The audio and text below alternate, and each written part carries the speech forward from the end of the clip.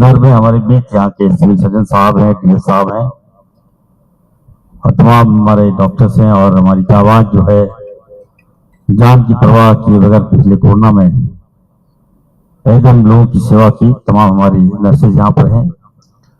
मैं उनको आज फिर से सल्यूट करता हूँ और मैं उनको अलर्ट करता हूँ कि आप लोगों को तैयार रहना है।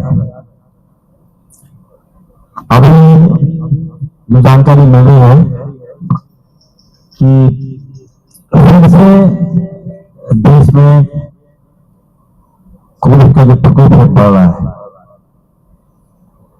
एक पेशेंट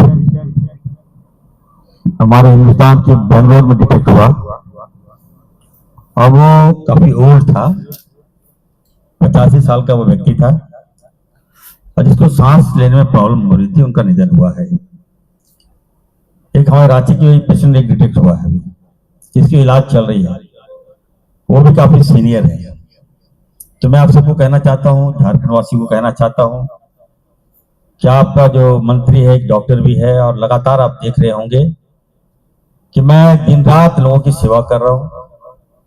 स्वास्थ्य विभाग की व्यवस्था को बदलने में लगा हुआ हूं और इस दिशा में दिन रात मैं काम कर रहा हूं। आपको मैं बता दूं कि रांची में 24 साल हो गया,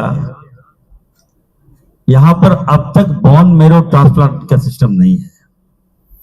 इससे बड़ी विडंबना और क्या हो सकती है। जब मैं रिव्यू कर रहा था हमारे पास क्या है नहीं है, हम लोगों को बेहतर इलाज कैसे कर सके, तो हम जब आपने देखा होगा हाल के दिनों में एक सेमिनार का आयोजन किया और हमने बाहर से डॉक्टर को बुलाए।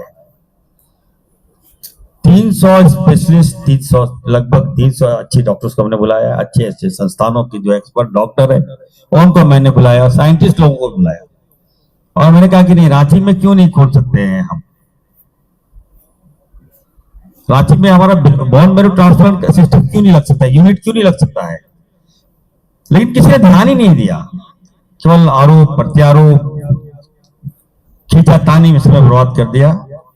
और मैं आपको यकीन दिलाता हूं, झारखंड वासी को कहना चाहता हूं कि बहुत जल्द बोन मैरो ट्रांसप्लांट यूनिट जो है हमारे सदर हॉस्पिटल लगने जा रहा है। हम लगाएंगे, जितना पैसा राशि की खर्चा होगा हम देंगे। हमारे बच्चे को एनीमिक पेशेंट है हमारा, अब खून से कई बीमारियां होती है, खून से कैंसर की बीमारियां होती है, उसका इलाज और उसका जांच हम लोग नहीं करा पाएंगे तो बाहर हम लोग भेजना पड़ता था, पैसा भी जाता था, जान भी चली जाती थी।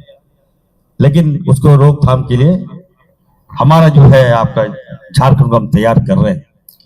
दूसरा है कि जेनेटिक लैब, जो मेरी ख्वाहिश थी कि यहाँ झारखंड में जेनेटिक लैब बने, और ये भी मैं कहना चाहता हूं कि जेनेटिक लैब बहुत जल्द सदर हॉस्पिटल में चालू होगा।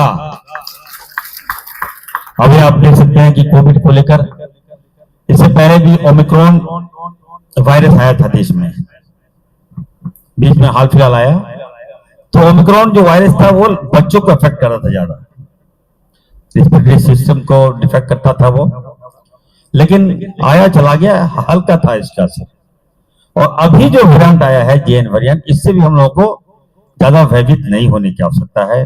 आपको हम कह दें कि जो जिनका एज 80 से एबव है उस पर ये जो है प्रभाव, उस पर ज्यादा इफेक्ट हो रहा है, मैं देख रहा हूं। लेकिन फिर भी हम लोग अलर्ट के मोड में चले गए हैं।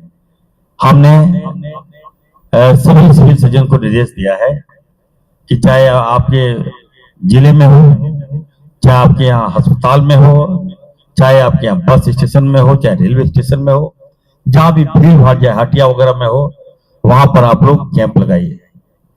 और जहां आपको लगे कि नहीं, लोगों को अगर टेम्परेचर हो, खांसी हो, बुखार हो, ये लक्षण है, अगर आता है तो आप प्लीज इमीडिएट उस ऐसे पेशेंट को